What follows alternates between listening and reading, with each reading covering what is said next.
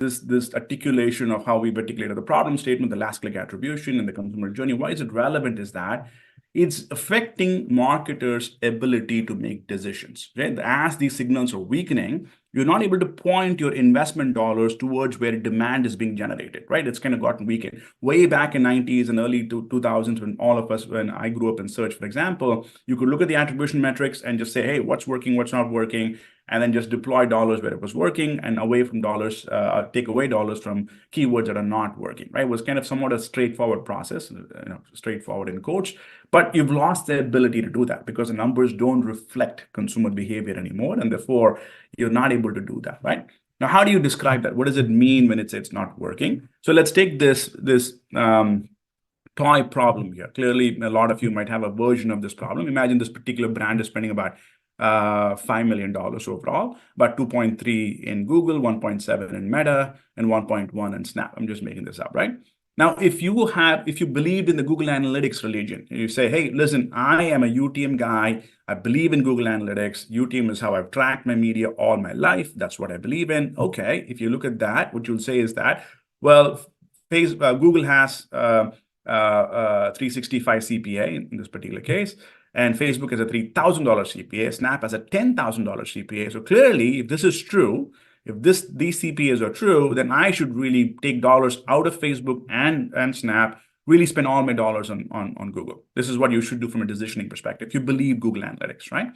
On the other hand, if you believe self-attribution, if you say, hey, no, that's not true. Everybody in the world is making meta work, right? And a lot of people are making other mid-funnel channels like TikTok work and Snap work and Yelp work. So I can be very Google-centric, and CPMs or CPCs are through the roof. This makes no sense for me to be so allocated on Google. I have to distribute, but I'm going to look at self-attribution. If you look at self-attribution, Google is the most expensive CPA. Google is $561, Facebook's $330, and Snap is $325. You would allocate very differently. You would take dollars out of Google into Facebook and into Snap, right? Now you end up in very different decisions, very different media portfolios altogether, right? Depending on what data religion you believe in. If you believe in the Google Analytics measurement religion, your allocations are completely different. If you believe in the self-attribution religion, your allocations are completely different, right? Now, it's not that one is right, one is wrong. Honestly, there are marketers that I've worked with who are incredibly lower funnel focused. They believe in UTM and they only invest in channels that work on a UTM basis. That's fine. And you can absolutely live there, but you're going to limit your growth, right? You cannot really grow past search. You cannot grow past shopping. You're really focused on the Google ecosystem, and you have to live there forever, right?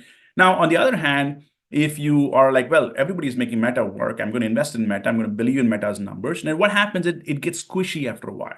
Initially, it's super strong when you're a really early brand. Every dollar you invest, you can see the Shopify revenue going up as you invest in Facebook. And you're like, okay, it's kind of working. I can see, even though numbers are not perfectly aligned, I can kind of see it's growing. After a while, they break. After a while, they're not connected one-to-one anymore. And you're like, it's kind of squishy. They are saying these guys have drove a lot more conversion than what I'm seeing in the back end.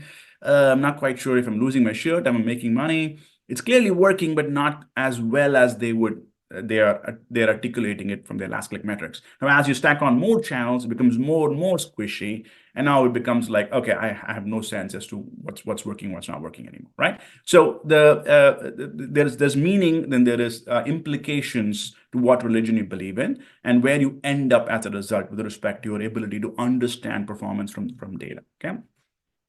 All right. Now, also, let's say, for example, you're not in this ecosystem, in this environment. Imagine about a year and a half back when everybody was investing and your CFO came to you and said, I don't care what you're doing. It seems to be working. The business is growing. Here's an additional $1 million. Go spend it.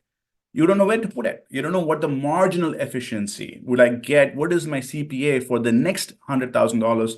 $1 million on Facebook versus Meta versus Google versus Snap. You can't tell anymore because the current attribution methodologies, last click attribution, cannot help you understand marginal efficiency very well. Okay, so two big problems. One is you don't know how to invest your current budgets. Second is you cannot really tell how to invest new budgets that you may end up having.